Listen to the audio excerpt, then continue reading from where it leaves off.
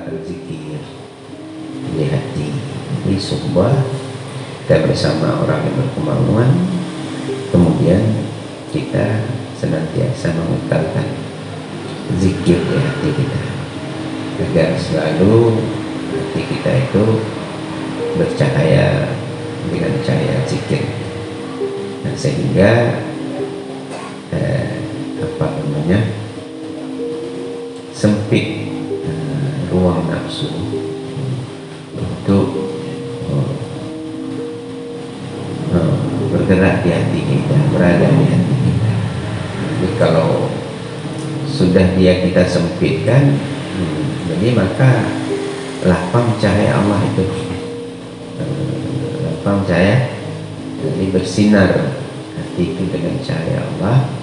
Kalau hati itu sudah bersinar dengan cahaya Allah, maka lidah kita itu selalu membicarakan yang baik-baik, perbuatan kita juga selalu melakukan yang baik-baik, sifat kita juga tercermin dengan sifat yang baik-baik. Tapi kalau kita tidak kembali kepada tarekat dengan baik, ya, itu sulit untuk kita membicarakan yang baik, melakukan yang baik, kemudian bersifat dengan sifat yang baik-baik. Jadi maka kalau kita katakan sayang kepada Abuya, sayang kepada mursyid, kita harus memelihara marwahnya. Jadi kita melihat apa yang dilakukannya dan kita dengar apa yang disampaikannya, lalu kita tiru-tiru apa yang dilakukan tersebut. Juga kita meniru-niru sifatnya, kesabarannya, keikhlasannya, tawaduknya, zuhudnya. Jadi itu kita latih-latih. Bukan kita mau sama dengan Abuya, tidak. Tapi kita sebagai murid itu disuruh ikuti. Bukan hanya kita menyampaikan kepada orang, saya murid Abuya, saya murid Abuya, saya yang paling paham Abuya, saya yang paling tahu Abuya. Tapi pada diri kita itu tidak terlihat, tidak zahir akhlak Abuya, istiqamah Abuya, penyayang Abuya. Jadi kalau misalnya itu Abuya, saya bukan seperti Abuya, ya kalau memang tidak mau seperti Abuya, jangan mengaku. Jadi kita, kalau kita mengaku murid Abuya, kita harus melatih-latih.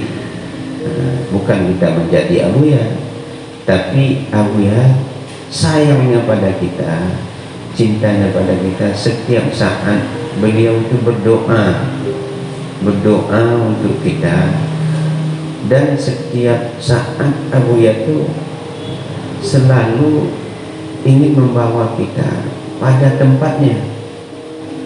Di mana Abuya itu bertempat, ingin Abuya itu kita itu bertempat di situ, seluruh muridnya. Jadi murid yang mana yang mendapatkan itu adalah murid yang membuka dadanya, terbuka mata hatinya, terbuka mata hatinya untuk masuk cahaya Abuya itu ke dadanya. Tidak pilih-pilih, tidak pilih-pilih, tidak dilihat dari kebodohannya, tidak dilihat dari kehinaannya, tidak dilihat dari sukunya, tidak dilihat dari nasabnya. Jadi siapa yang bersih hatinya, kesitulah cahaya itu masuk. Jadi kalau tidak mau membuka diri, tidak mau melatih diri seperti apa yang kita lihat, kita dengar, kita rasakan, maka sulit masuk cahaya itu. Jadi masuknya cahaya sifat, cahaya afal, cahaya wujud kabuta itu tidak kita rasakan, bukan bisa kita akui, kita tepuk dada misalnya, oh saya sudah seperti Abuya, saya sudah dapat semuanya apa yang ada di dada Abuya. Itu pengakuan. Jadi maka kita paling mudah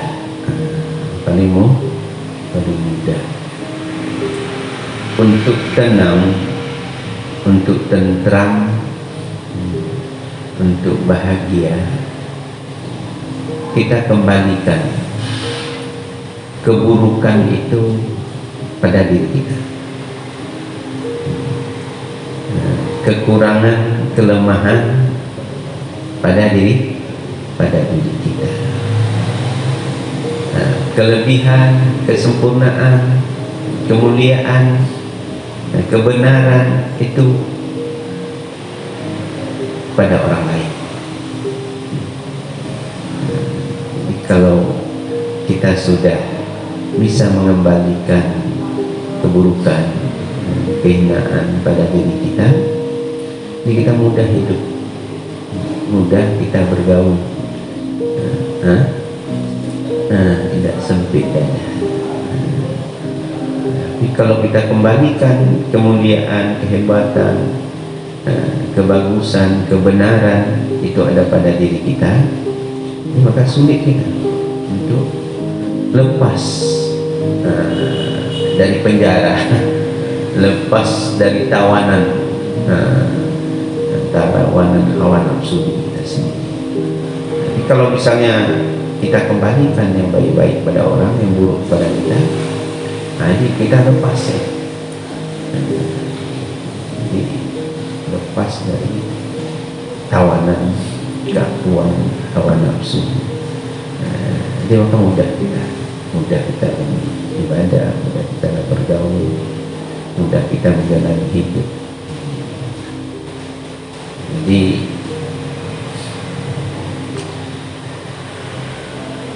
di dalam hidup itu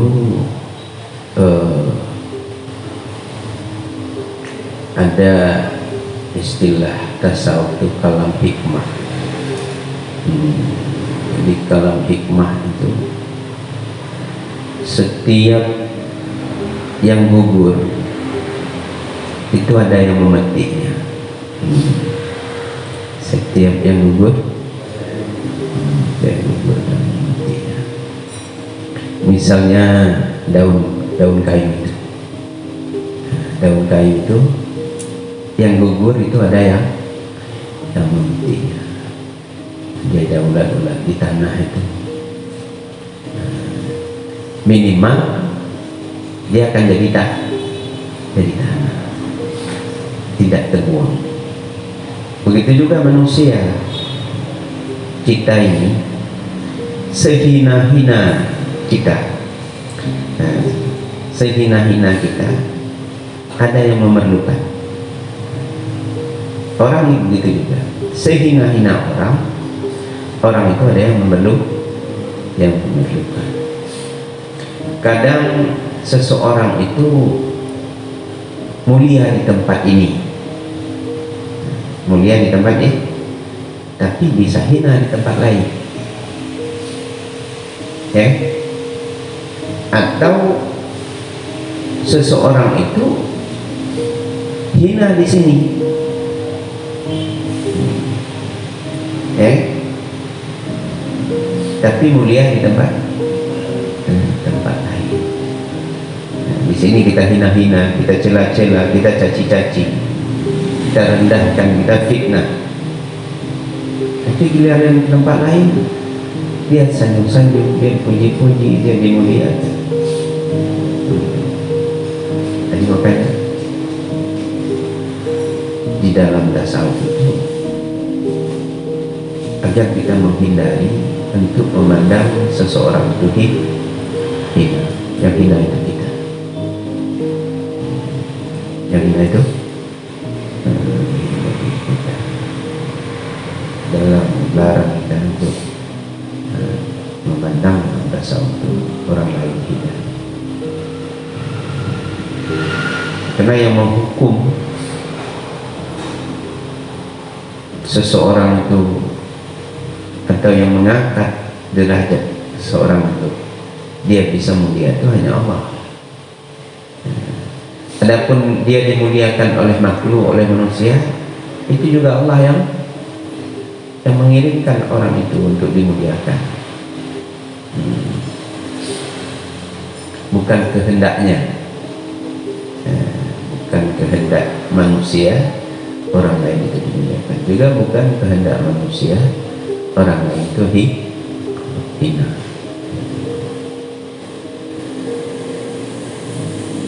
Jadi bagaimana menyikapi kalau ada kita temukan seperti itu terjadi pada diri kita di lapangan. Tidak saya sampaikan kepada Abu, kita bersikap aja seperti orang bengkel. orang bengkel. Jadi orang bengkel itu selalu menerima motor rusak, ya, selalu menerima dan mengembalikan kepada pemiliknya setelah bagus, setelah baik. Tidak dikembalikan motor itu rusak, dan dia mengembalikan itu ikhlas. Ini motor kamu sudah bagus, kalau rusak bawa ke sini lagi.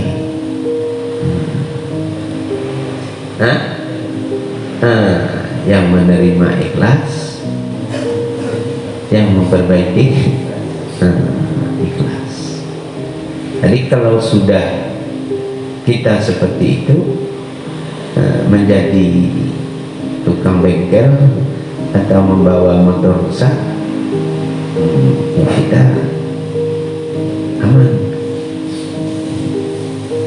aman dalam gaul, aman dalam hidup.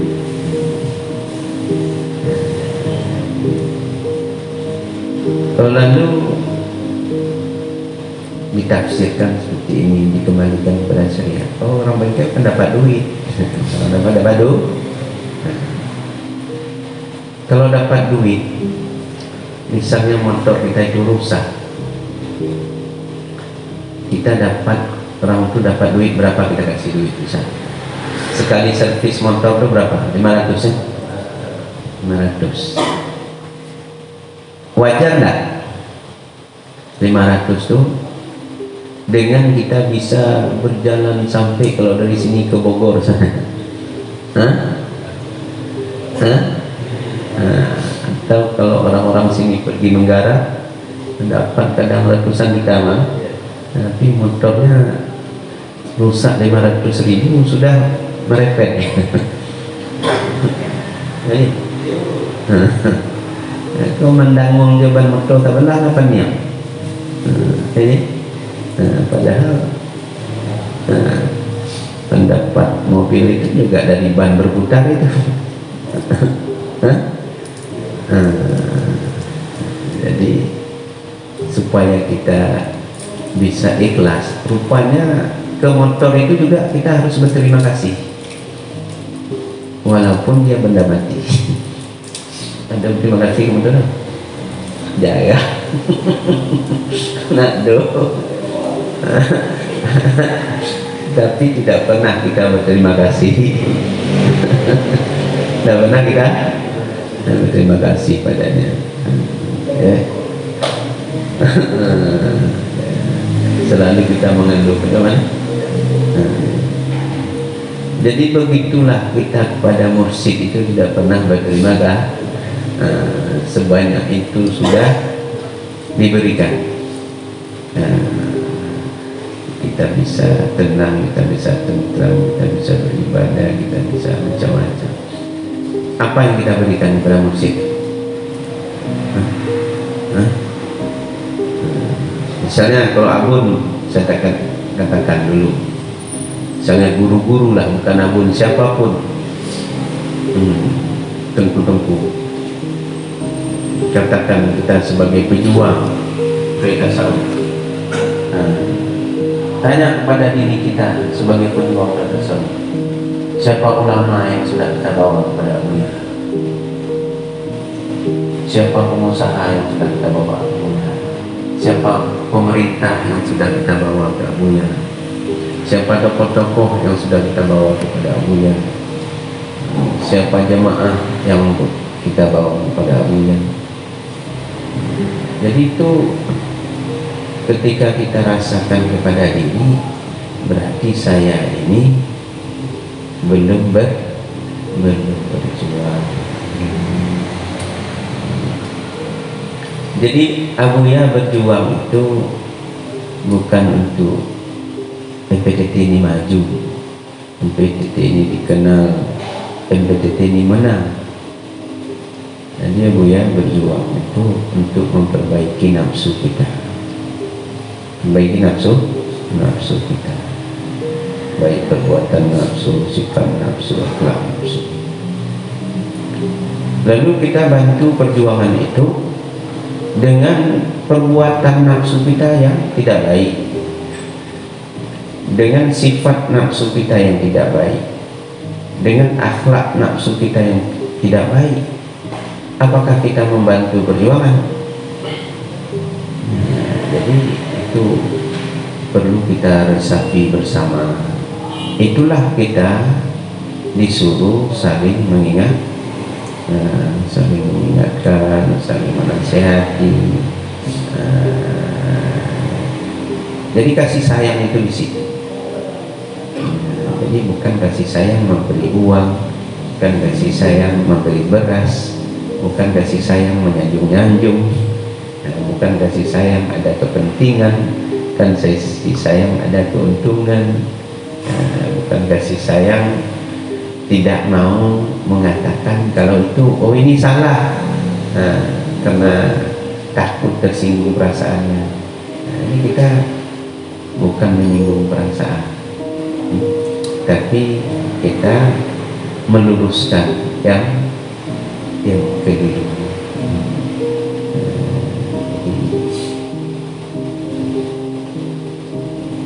Didengar tidak didengar bukan urusan kita. Karena di situ ada dua sifat.